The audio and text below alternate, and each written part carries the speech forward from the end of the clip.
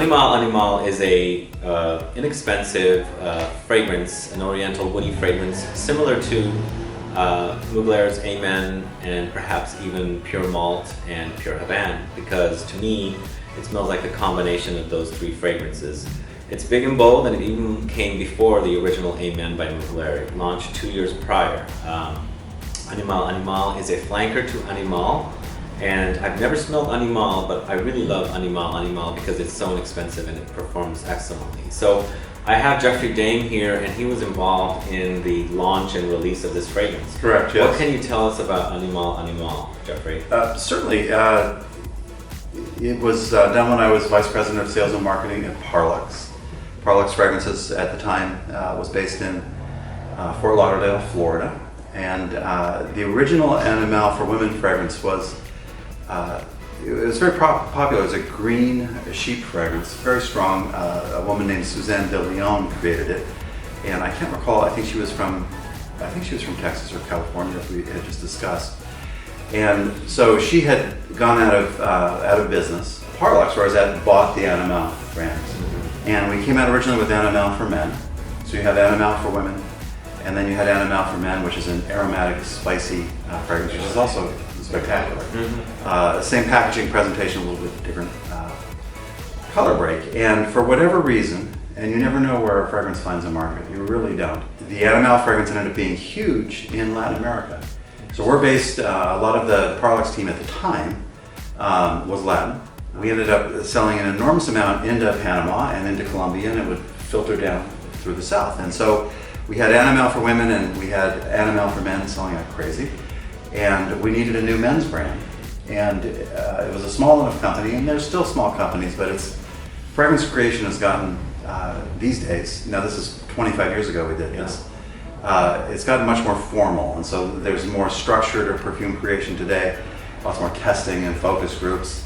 But in a smaller company, and especially 25 years ago, really you sat around a table and you're like, well, what about this or what about that? And it's 2 or 3 people that would talk about it, and they say, well, let's go this way or that way. So we decided to do Animale Animale for men.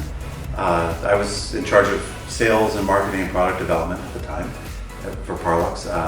I wanted to do the fragrance name Animalazo, which meant big animal. And I got shot down, and I don't speak Spanish. I speak some French, but I don't speak any Spanish. And so maybe it had negative connotations, but the president of the company said, no, we'll do Animale Animale for men. And at the time, the original Angel for Women had launched about 2 years earlier. 2 years prior, yeah. And you'd be surprised how much back and forth you have between men's and women's fragrances. So basically, Aramis for men is basically an interpretation of Cabochard.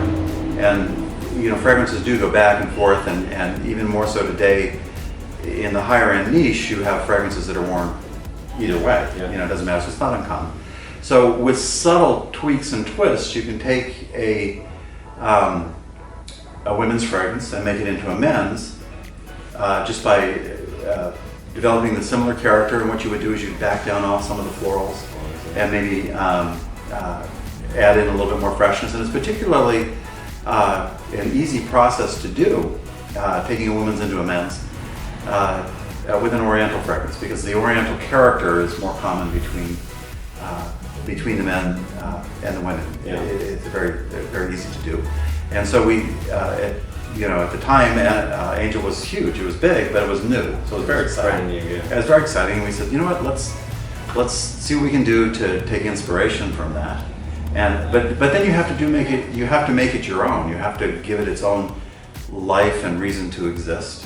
And for the life of me, and I thought, because you said we were going to talk about this, and I thought back, I don't remember who I worked with as a perfumer on this, because I was working at the time with who you would expect, IFF and Givaudan, and many of the companies that are, all the perfume companies got bought out by each other. So you had like Florissant and Quest and Creations Aromatiques, and they've all been bought and sold, and the perfumers all switched around. I can't remember who we worked with. But it's a spectacular oriental fragrance, and you look to, when you're making a new scent, the Animale for Men, the original one, was aromatic and spicy and bright. And so this one's deeper and oriental, so that a man could, if he liked the Animale brand, would have both scents. Yep. So we changed the design. We, from the black and such, and went into the marbleized appearance. And the Animale was born. And what's funny about it, it's a fabulous fragrance, as you know, which is why you have it here. Yeah. You have all these fragrances that fly under the radar, but if you really think about this fragrance is 25 years old. There's probably been over 1 million bottles of this sold in the past 25 years. Oh, wow. Well, think about it, 25 years and 100,000 bottles a year going all over the world, and no one even thinks about it. And it's just, one of the things that I for myself, as being involved as a perfume creator, that I take great pride and joy in, is not so much the high art esoteric brands where it gets rave reviews and a few people wear it. I love the idea that there's millions of people that have this on their skin. That is just too cool. Interesting. So, as we did was back in '94. Yeah.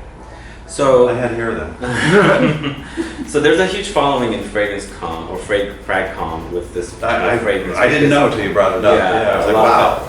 A lot of guys that follow me that like cheap and budget scents always tell me that they buy it and they use it, and it does remind them of A-Man, Pure Malt and Pure Havane. It's got a little booziness to it, but it's really deep and rich. Yeah, it's real sexy. It's longevity great. is also great. It lasts about 7 to 8 hours.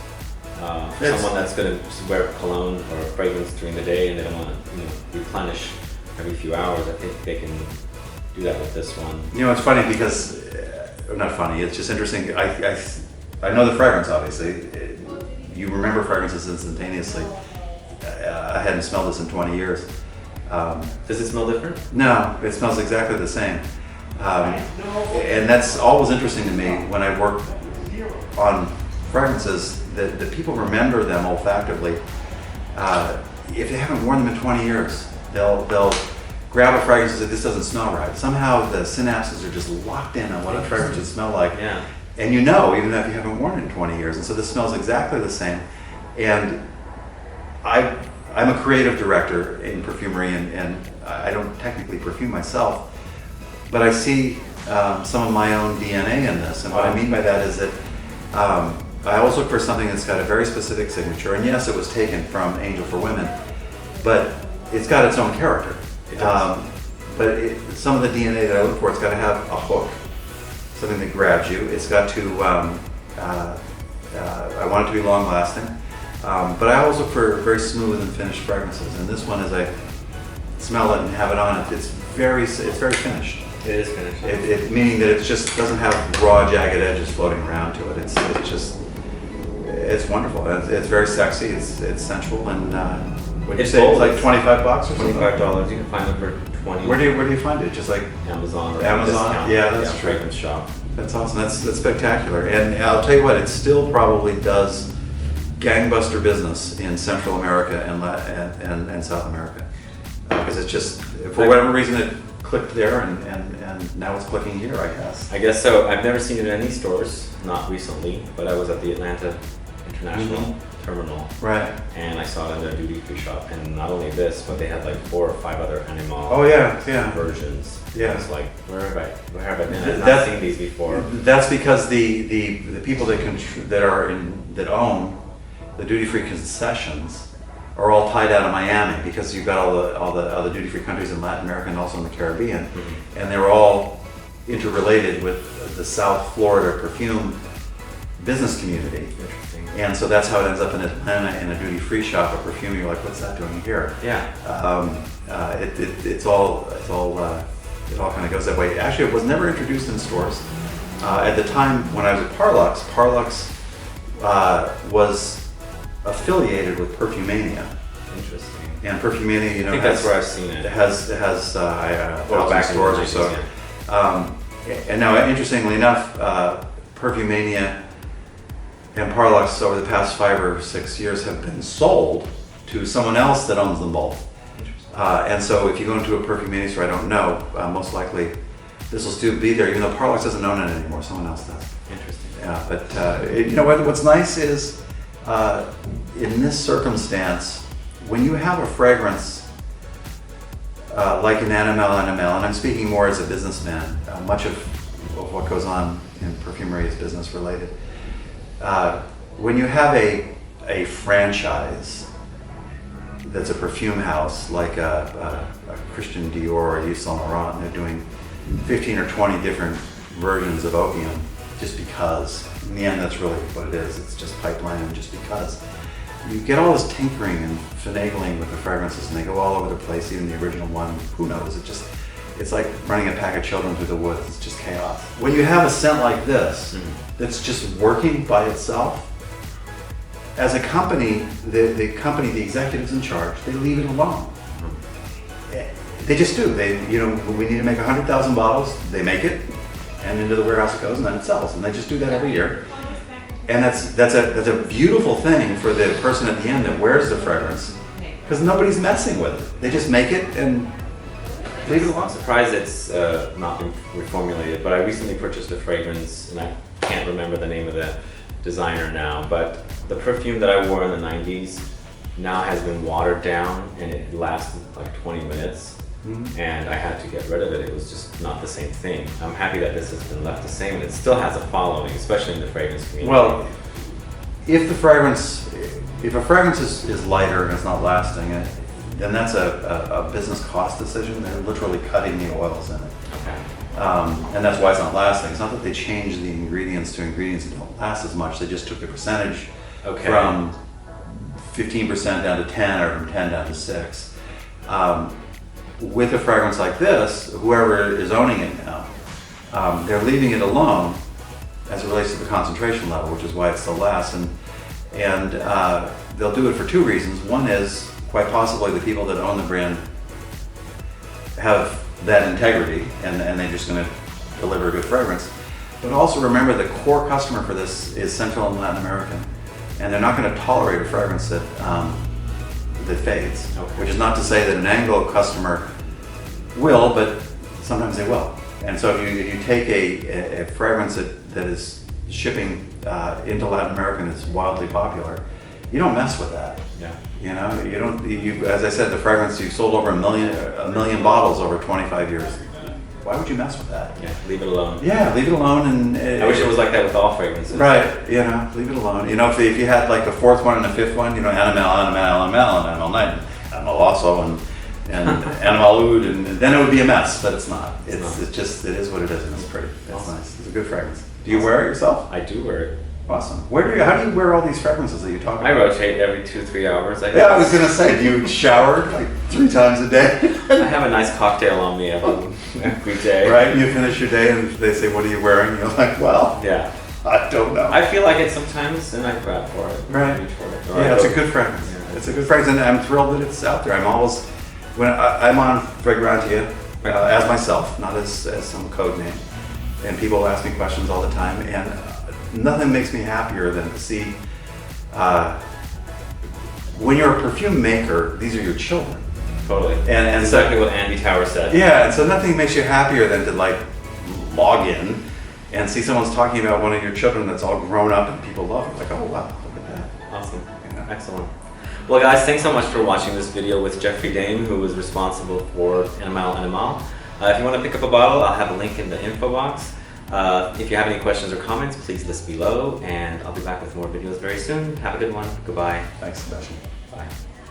Here with Jeffrey Dame again, and today we're going to discuss Animale Animale by Parlux. Is that what it is? Or? That's when it was created. Yes, it was done by Parlux, but it's shown as... The designer says Animale. It just... the original Animale brand was done by a California woman called Suzanne de Leon. And it's a chypre green fragrance for women. Was she California or Texan? I can't remember, one or the other. Sometimes you mix them up with the hair. Are you telling me? Are you telling the video, or are you just telling me? It's up to you. Because let me do the introduction over here. Sorry.